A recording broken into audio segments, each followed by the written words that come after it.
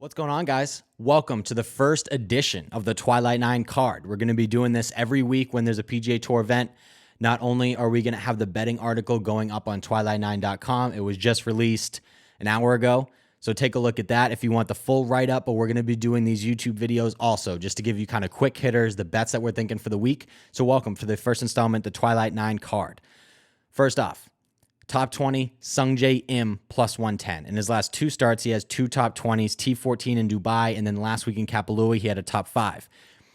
Putter wasn't going with him last week, so if he gets that going at all, he's going to be at the top of the leaderboard this week. His iron play, of course, last week was phenomenal. He can make birdies in bunches, which at these kind of golf courses is very much needed because the winning score is usually right around 20 under, if not deeper than that. I like him. In his last two appearances at this tournament, he has a 16th and a 21st, so he kind of hovers right around that zone. But with his recent form, I think he'll get higher than that. Sungjae Im plus 110 for a top 20. Another top 20, Ancer plus 110. Oh, I think I was a week early with Ancer. I think this is kind of the week that he gets it going. At the RBC Heritage in 2020, he finished solo second. That's important to note because Harbour Town is the closest course fit to the course that they're at this week. In his last 3 starts, they're all top 20s, even though last week was a smaller field. In a weaker field than last week, this week, I think he has a huge week. I think he could actually win, but to be on the safe side, I'll take Ancer, top 20, plus 110. Top 20, Cameron Smith, plus 138. In his last 5 starts, he hasn't finished outside the top 25.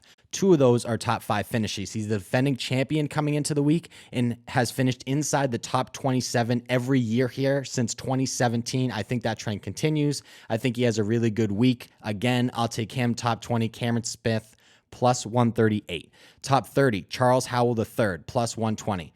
This tournament is his tournament. He's played in the tournament 19 times. He has 10 top 10s, 3 thirds, and 2 runner-ups. He's the leading money winner all time at this event, even though he's never won it.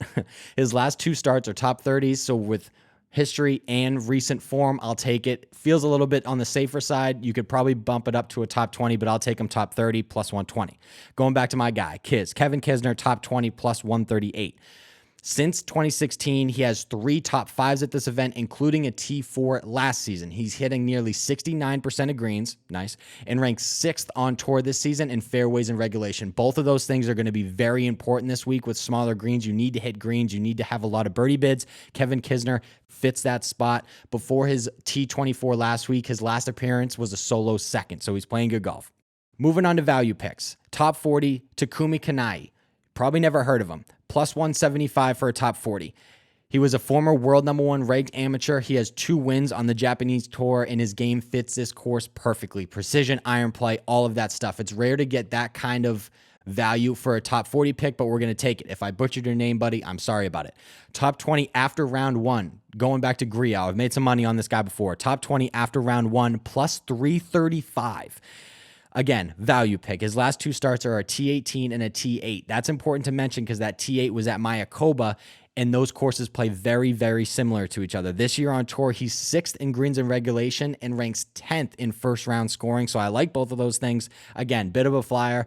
If you're more comfortable with getting him at a top 20 or top 30 tournament long, he has a T21 and a T22 here. So he has the history also. And then the last value pick, top 10, Russell Henley, plus 350. He's making his 2021 debut. He was hot at the end of last season, kind of derailed from a miss. His last appearance was a miscut. He posted back-to-back top 5s at the CJ and the Zozo rather. And I think this is a really good spot for him to get back to the top of the leaderboard. He's a past champion here. His iron play is ridiculous. You're going to need that this week. I think Henley can get back to the top with a top 10 here, plus 350. And that's it, guys. Those are the picks. Those are the value picks we're thinking this week for the Sony Open down in Hawaii. Enjoy the golf this week.